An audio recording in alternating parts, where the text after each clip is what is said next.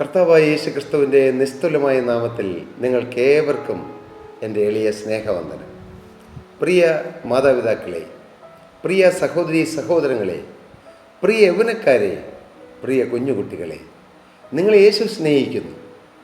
ഈ ഭൂമിയിൽ നിങ്ങളെ ആരും സ്നേഹിക്കുന്നില്ല എന്ന് നിങ്ങൾക്ക് ചില ചിന്തകളില്ലേ? പക്ഷേ നിങ്ങളുടെ ഹൃദയപ്പലകമേൽ എഴുതിയിടൂ, ആരും സ്നേഹിക്കുന്നില്ലെങ്കിലും യേശു നിങ്ങളെ സ്നേഹിക്കുന്നു. കാരണം നിങ്ങൾ ദൈവത്തിൻ്റെ കൈപ്പണിയാണ്. ദൈവം നിങ്ങളെ സൃഷ്ടിച്ചതാണ്. നിങ്ങളുടെ സൃഷ്ടാവ് ദൈവമാണ്. ദൈവം നിങ്ങളെ സ്നേഹിക്കുന്നു. നിങ്ങളാരും നശിച്ചു പോകാൻ ദൈവം ആഗ്രഹിക്കുന്നില്ല. മാത്രമല്ല, നിങ്ങൾക്കും കൂടിയാണ് കർത്താവായ യേശു ക്രിസ്തു കാൽവറിയിൽ യാഗമായത്. മകനെ, കാൽവറി ക്രൂശിലെ സ്നേഹത്തിൻ്റെ ആഴമോ നീളമോ വീതിയോ ഒന്നും നിനക്കറിയാൻ വയ്യെങ്കിലും മോനെ, നിന്നെ യേശു സ്നേഹിക്കുന്നു. പ്രിയ മകളെ, നിന്നെ യേശു സ്നേഹിക്കുന്നു.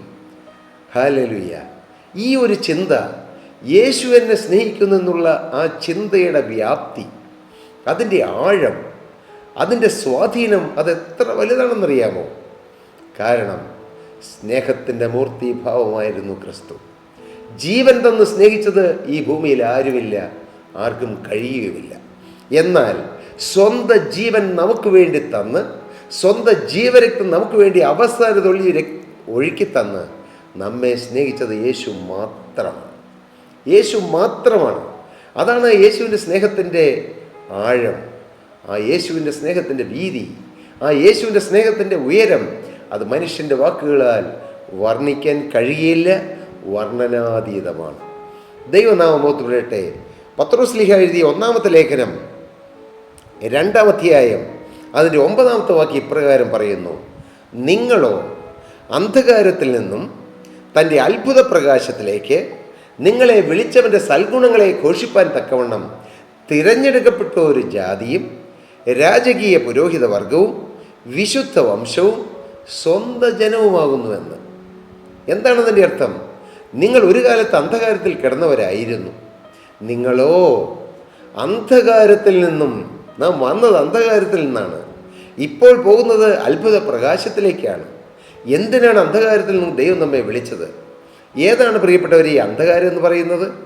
അത് അറിയണമെങ്കിൽ പത്രോസ്ലീഹ എഴുതിയ 1-ാമത്തെ ലേഖനം 1-ാം അധ്യായം അതിൻ്റെ 18-ാമത്തെ വാക്യം വായിക്കുമ്പോൾ നമുക്ക് വായിക്കാം: വ്യർത്ഥവും പിതൃപാരമ്പര്യമായുള്ള നിങ്ങളുടെ നടപ്പ്. വ്യർത്ഥമായിട്ടുള്ള നടപ്പ്, അത് അന്ധകാരമുള്ള നടപ്പായിരുന്നു. പിതൃപാരമ്പര്യം, കുറേ പാരമ്പര്യത്തിൽ ആശ്രയിച്ചുകൊണ്ടുള്ള നടപ്പ്, അതും ചില അന്ധകാരത്തിൻ്റെ വഴികളായിരുന്നു. ഇന്നും അങ്ങനെയല്ലേ അനേകർ? സത്യദൈവത്തെ തിരിച്ചറിയുന്നില്ല. ചില പാരമ്പര്യങ്ങൾ, ചില ചടങ്ങുകൾ, ചില ആചാരങ്ങൾ, ചില അനുഷ്ഠാനങ്ങൾ. എൻ്റെ പ്രിയരെ, ഞാൻ നിങ്ങളോടൊരു സത്യം പറയട്ടെ, ഇതൊന്നും ആരെയും എങ്ങും കൊണ്ടെന്നെത്തിക്കുന്നില്ല. അതൊരു സത്യമാണ്. ഇതൊന്നും ദൈവരാജ്യത്തിലേക്ക് പോകുവാനുള്ള ഒരു പടവുകളല്ല. ദൈവത്തിന് സ്തോത്രം. ഇതൊന്നും ആരുടെയും ആത്മീയ ജീവിതത്തിലോ ഭൗതിക ജീവിതത്തിലോ ഒന്നും കിട്ടുന്നില്ല. വ്യർത്ഥമായ ചില ആചാരങ്ങൾ, വ്യർത്ഥമായ ചില അനുഷ്ഠാനങ്ങൾ, വ്യർത്ഥമായ ചില പാരമ്പര്യങ്ങൾ. ചില മനുഷ്യർ അവരുടെ പാരമ്പര്യത്തിൽ ഊറ്റം കൊണ്ടെന്ന് കേട്ടാൽ അവർ നേരെ സ്വർഗത്തിലേക്ക് പോകുമെന്ന് തോന്നും. ഇല്ല പ്രിയരെ, പോവുകയില്ല. സ്വർഗത്തിൻ്റെ ഉടമസ്ഥനും സ്വർഗത്തിലേക്ക് പോകുന്ന വാതിലും, സ്വർഗത്തിൻ്റെ വാതിലും സ്വർഗത്തിലേക്ക് പോകുന്ന വഴിയുമായ കർത്താവായ യേശു ക്രിസ്തു പറഞ്ഞു, അല്ലല്ല, മാനസാന്തരപ്പെടാഞ്ഞാൽ നിങ്ങളെല്ലാവരും അങ്ങനെ തന്നെ നശിച്ചു പോകും. മാനസാന്തരപ്പെടണം. നാം അന്ധകാരത്തിൽ നിന്നും അത്ഭുത പ്രകാശത്തിലേക്ക് വന്നെത്തണം. നമ്മുടെ ജീവിതം ഇന്ന് അന്ധകാരമുള്ളതാണെങ്കിൽ, പാരമ്പര്യത്തിൻ്റെ അന്ധകാരം മാത്രമല്ല, പാപത്തിൻ്റെ അന്ധകാരം, ശാപത്തിൻ്റെ അന്ധകാരം, ഇങ്ങനെ എന്തെല്ലാം അന്ധകാരത്തിൻ്റെ കെണികളിലാണ് പിശാച് മനുഷ്യനെ കെട്ടിയിട്ടിരിക്കുന്നത്. അവിടെ നിന്നെല്ലാം വിടുവിക്കാനാണ് യേശുക്രിസ്തു സ്വർഗം ചായ്ച്ച് ഭൂമിയിലേക്ക് വന്നത്.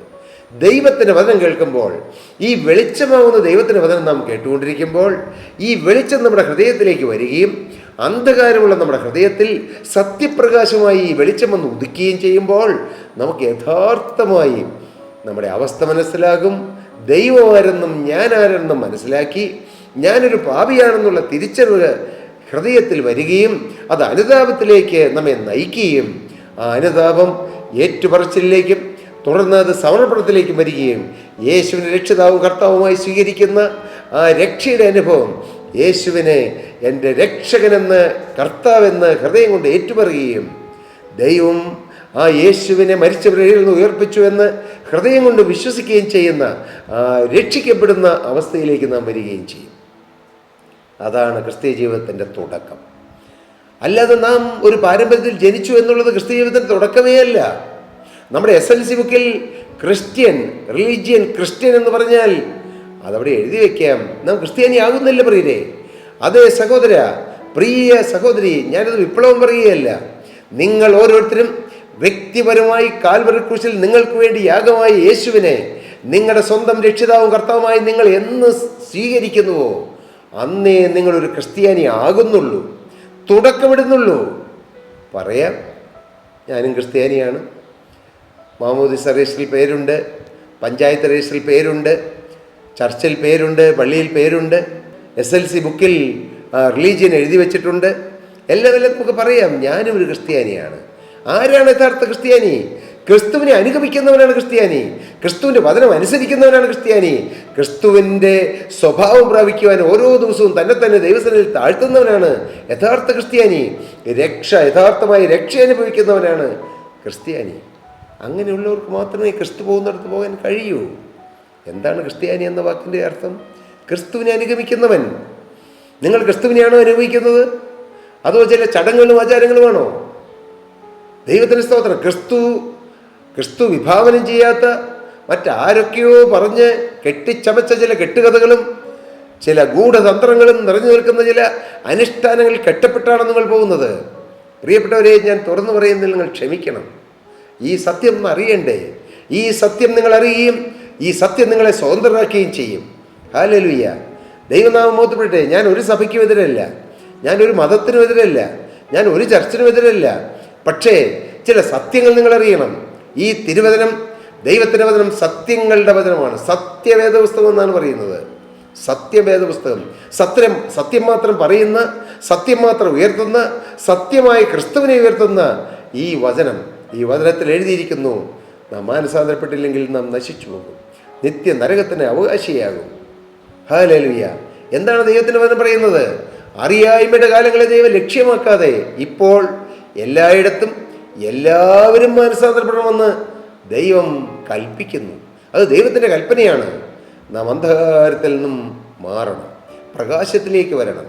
നാം ഏതെങ്കിലും ചടങ്ങുകളും ആചാരങ്ങളും അനുഷ്ഠാനങ്ങളും ആരൊക്കെയോ കെട്ടിച്ചമച്ച ചില കെട്ടുകഥകളുടെ പിന്നാലെ പോകരുത്. വാസ്തവമായി നിങ്ങൾ അനുഗമിക്കേണ്ടത് ക്രിസ്തുവിനെയാണ്, ക്രിസ്തുവിൻ്റെ വചനങ്ങളെയാണ്, ക്രിസ്തുവിൻ്റെ സ്വഭാവത്തെയാണ്, ക്രിസ്തു കാണിച്ചത് മാതൃകയാണ്. ഈ ഭൂമിയിലെ മറ്റാരെയും അനുഗമിക്കാൻ പോകരുത് പ്രിയരെ. ഇന്ന് ഭൂമിയിൽ ജീവിച്ചിരിക്കുന്നവരെയോ, ജീവിച്ചിരിക്കുന്ന വിശുദ്ധന്മാരെയോ, ജീവിച്ചിരിക്കുന്ന ദൈവദാസന്മാരെയോ, ജീവിച്ചിരിക്കുന്ന പ്രവാചകന്മാരെയോ, അല്ല കടന്നുപോയ ഏതെങ്കിലും ദൈവദാസന്മാരെയോ ദൈവമക്കളെയോ ഏതെങ്കിലും വിശുദ്ധന്മാരെയോ അല്ല നാം അനുഗമിക്കേണ്ടത്. ക്രിസ്തു അനുഗമിക്കാൻ കൊള്ളാകുന്നവൻ, ആശ്രയിക്കാൻ കൊള്ളാകുന്നവൻ, പിൻപറ്റാൻ കൊള്ളാകുന്നവൻ, അവൻ നമുക്ക് പിന്തുടരുവാൻ ഒരു മാതൃക വെച്ചേച്ചു പോയിരിക്കുന്നു. ഹല്ലേലൂയ. അപ്പോസ്തലനായ പൗലോസ് പറഞ്ഞു, ഞാൻ ക്രിസ്തുവിൻ്റെ അനുകാരിയായിരിക്കുന്ന പോലെ നിങ്ങൾ എൻ്റെ അനുകാരികളാവുകയും. പൗലോസിനെ പിന്തുടരാനല്ല, പൗലോസിൻ്റെ പുറകെ പോകാനല്ല പൗലോസ് പറയുന്നത്. ഞാൻ എങ്ങനെ ക്രിസ്തുവിനെ അനുഗമിച്ചുവോ ഞാൻ അനുഗമിച്ചതുപോലെ തന്നെ നിങ്ങളും ക്രിസ്തുവിനെ അനുഗമിക്കണമെന്നാണ് അതിൻ്റെ യഥാർത്ഥ അർത്ഥം. അപ്പോസ്തലനായ പൗലോസ് ക്രിസ്തുവിനെ മാത്രം ഉയർത്തുകയും ക്രിസ്തുവിനെ മാത്രം അനുഗമിക്കുകയും ക്രിസ്തുവിൻ്റെ മഹത്വത്തിന് വേണ്ടി ഭൂമിയിൽ നിൽക്കുകയും ക്രിസ്തു ക്രൂശിലൊരുക്കിയ രക്ഷ അനേകരോട് യൂറോപ്പിലെ എമ്പാടും അനേക രാജ്യങ്ങളിൽ ഓടി നടന്ന് പ്രസംഗിക്കുകയും അനേകർക്ക് സുവിശേഷത്തിൻ്റെ വിത്ത് വാരി വിതറുവാൻ ദൈവം തൻ്റെ കരങ്ങളിൽ എടുത്ത് ഉപയോഗിക്കുകയും ചെയ്ത കർത്താവിൻ്റെ വ്രതനാണ്. അദ്ദേഹം പറഞ്ഞു, ഞാൻ ക്രിസ്തുവിനെ അനുകാരിക്കായിരിക്കുന്ന പോലെ നിങ്ങൾ എൻ്റെ അനുകാരികളാകുകയും. ഹല്ലേലൂയ. നിങ്ങളും ക്രിസ്തുവിനെ അനുകരിക്കണമെന്ന്. അതേ, നമുക്ക് അനുകരിക്കാൻ ഒരുവനേ ഉള്ളൂ, അനുഗമിക്കാൻ ഒരുവനേ ഉള്ളൂ, ആശ്രയിക്കാൻ ഒരുവനേ ഉള്ളൂ, ആരാധിക്കാൻ ഒരുവനേ ഉള്ളൂ. ഓ ഹല്ലേലൂയ, ഹല്ലേലൂയ. നമുക്ക് ഉയർത്താനും മഹത്വപ്പെടുത്തുവാനും ഒരുവനേ ഉള്ളൂ. ആരാണത്? യേശു ക്രിസ്തു. യേശു എല്ലാവരിലും വലിയവനാണ്. യേശു മോശയേക്കാൾ വലിയവനാണ്. യേശു പ്രവാചകന്മാരെക്കാൾ വലിയവനാണ്. യേശു ദൈവാലയത്തെക്കാൾ വലിയവനാണ്. യേശു ദൂതന്മാരെക്കാൾ വലിയവനാണ്. എന്തിന്? യേശു സ്വർഗത്തെക്കാൾ വലിയവനാണ്. സ്വർഗത്തിലേക്കാളും വലിയവനായ രാജാതിരാജനായ യേശുവിനെ നാം ആരാധിക്കുക. അതല്ലേ ഭാഗ്യം, അതല്ലേ ഒരു മനുഷ്യൻ ലഭിക്കാവുന്ന ഏറ്റവും വലിയ സൗഭാഗ്യം. ക്രിസ്തുവിനെ ആരാധിക്കുക, ക്രിസ്തുവിനെ ഉയർത്തുക, ക്രിസ്തുവിനെ മഹത്വപ്പെടുത്തുക, ക്രിസ്തുവിൻ്റെ മഹത്വത്തിനായി ജീവിക്കുക. നിങ്ങളോ അന്ധകാരത്തിൽ നിന്നും തൻ്റെ അത്ഭുത പ്രകാശത്തിലേക്ക് നിങ്ങളെ വിളിച്ചവൻ്റെ സൽഗുണങ്ങളെ ഘോഷിപ്പാൻ, അതേ ക്രിസ്തുവിൻ്റെ സൽഗുണങ്ങളെ ഘോഷിപ്പാൻ വിളിക്കപ്പെട്ടവരാണ് നാം ക്രിസ്തുവിൻ്റെ സാക്ഷികളാകണം. അന്ധകാരത്തോട് യാത്ര പറയണം. സത്യപ്രകാശമായി യേശുവിനെ ഹൃദയത്തിൽ സ്വീകരിച്ചുകൊണ്ട് നമുക്ക് വെളിച്ചത്തിൻ്റെ മക്കളായി നടക്കാം, വെളിച്ചത്തിൻ്റെ മക്കളായി ജീവിക്കാം, വെളിച്ചത്തിൻ്റെ സാക്ഷികളായി ജീവിക്കാം.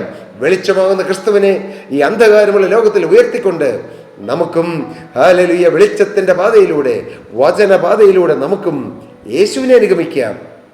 അതിനിടയാകട്ടെ എന്ന് പ്രാർത്ഥിച്ചുകൊണ്ടും അനുഗ്രഹിച്ചുകൊണ്ടും അത് സർവശക്തനായ ദൈവം നിങ്ങൾക്ക് ആവശ്യമുള്ളതായ സ്വർഗീയ വചനത്തിൻ്റെ വെളിപ്പാടുകളും ആത്മീയ സത്യത്തിൻ്റെ ഉറവുകളും നിങ്ങൾക്ക് തുറന്നു തരട്ടെ, യഥാർത്ഥ കണ്ണുകാഴ്ച തരട്ടെ എന്ന് ഞാൻ പ്രാർത്ഥിക്കുന്നു, ആത്മാർത്ഥമായി പ്രാർത്ഥിക്കുന്നു. പ്രിയപ്പെട്ടവരെ, എൻ്റെ കർത്താവ് ആഗ്രഹിക്കുന്ന പോലെ എല്ലാവരും രക്ഷപ്പെടണമെന്നാണ് ഞങ്ങൾ ആഗ്രഹിക്കുന്നത്. കർത്താവിന് സ്തോത്രം. ലോകമെമ്പാടുമുള്ള ജനമെല്ലാം കർത്താവിനെ കണ്ടെത്തുക, യേശു രക്ഷിതമായി സ്വീകരിക്കുക, നിത്യജീവൻ്റെ ഓഹരിക്കാരായി തീരുക. അതാണ് കർത്താവ് ആഗ്രഹിക്കുന്നത്. എളിയവരായി ഞങ്ങളും അത് ആഗ്രഹിക്കുന്നു. ഞാൻ ആരെയും കുറ്റപ്പെടുത്തി പറഞ്ഞതല്ല, പക്ഷേ ഒരു സത്യം പറഞ്ഞു. ആ സത്യം നിങ്ങളെ സ്വതന്ത്രരാക്കും, ആ സത്യം നിങ്ങളെ നന്മയിലേക്ക് നയിക്കും, ആ സത്യം നിങ്ങളെ രക്ഷയിലേക്ക് നയിക്കും, ആ രക്ഷ നിങ്ങളെ നിത്യജീവൻ്റെ അവകാശത്തിലേക്ക് നയിക്കും. അത് നിത്യസ്വർഗത്തിൻ്റെ പദവി നിങ്ങൾക്ക് തരുവാൻ ഉപയുക്തമാക്കും. അതിന് ഇടയാകട്ടെ എന്ന് പ്രാർത്ഥിച്ചുകൊണ്ടും അനുഗ്രഹിച്ചുകൊണ്ടും ഞാൻ എൻ്റെ വാക്കുകളെ നിർത്തുന്നു. ദൈവനാമം മഹത്വപ്പെടട്ടെ. പ്രിയ സഹോദരി സഹോദരങ്ങളെ, നിങ്ങൾക്ക് പ്രാർത്ഥനാ വിഷയങ്ങളോ ഏതെങ്കിലും ആത്മീയ സംശയങ്ങളോ ഏതെങ്കിലും കാര്യങ്ങൾ ഷെയർ ചെയ്യാനോ ഉണ്ടെങ്കിൽ നിങ്ങൾ താഴെ കാണുന്ന നമ്പറിൽ ഞങ്ങളെ കോൺടാക്റ്റ് ചെയ്താൽ തീർച്ചയായും ഞങ്ങളുടെ പ്രെയർ വാരിയേഴ്സ് ടീമും ഞങ്ങളുടെ പ്രെയർ ഡെസ്കും നിങ്ങളുമായി കോൺടാക്റ്റ് ചെയ്യും. കർത്താവ് അതിനിടയാക്കട്ടെ. കർത്താവ് നിങ്ങളെ അനുഗ്രഹിക്കട്ടെ. ദൈവനാമം മഹത്വപ്പെടട്ടെ. സ്തോത്രം.